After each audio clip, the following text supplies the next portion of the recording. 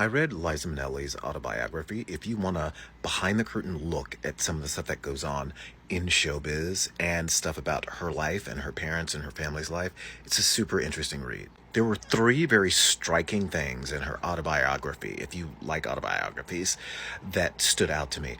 The first one being that she claims that she's partially responsible for helping Michael Jackson discover the moonwalk because of a dance that they do in Brazil that she showed Michael, that he in turn made into the moonwalk, which I find a little hard to believe. I've never even heard anything like that before about her, but that's what she says. A huge gap in her book, I thought, was about her father.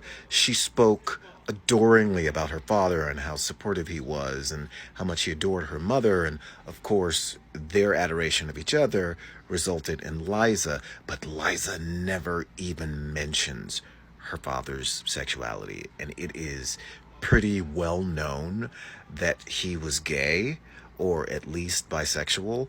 She never even broaches the subject, which I found really weird. And she talked about him towards the end of his life and how he had a wife. And that's the thing that I was like, wait a minute, she's never even mentioned this once.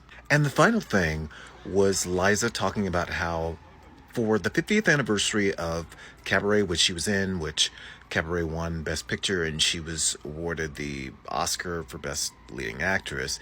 She was there to kind of commemorate, but to commemorate at the Oscars the 50th anniversary. So the year that Coda won Best Picture, she showed up to present.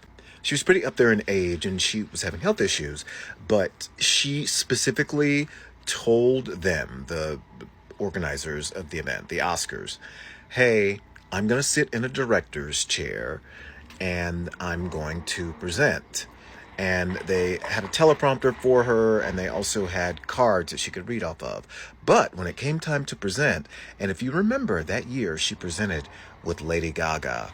At the last minute, without any sort of announcement, they told her, hey, we're gonna push you out in a wheelchair, which of course was not the agreement. She was going to be in a director's chair. And it turns out the reason why they were going to push her out in a wheelchair is because Lady Gaga insisted that she be pushed out in a wheelchair for safety reasons, and Liza hated that idea.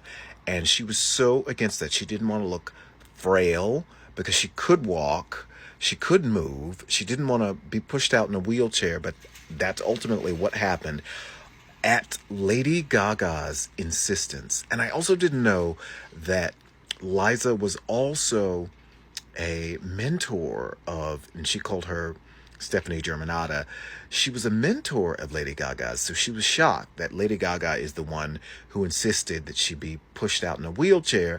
And then once she was out there, Lady Gaga was all adoring and was supportive and the one that was there for her, even though she was the one who insisted, and Liza hated it.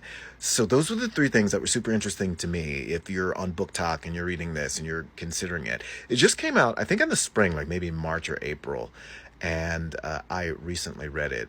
A lot of stuff, like behind the scenes stuff about Liza and her life and addiction and her marriages, including her marriage to Peter Allen, who was famously gay, and there's that musical about his life, which is, I'm failing to remember right now, but Hugh Jackman played him famously on Broadway.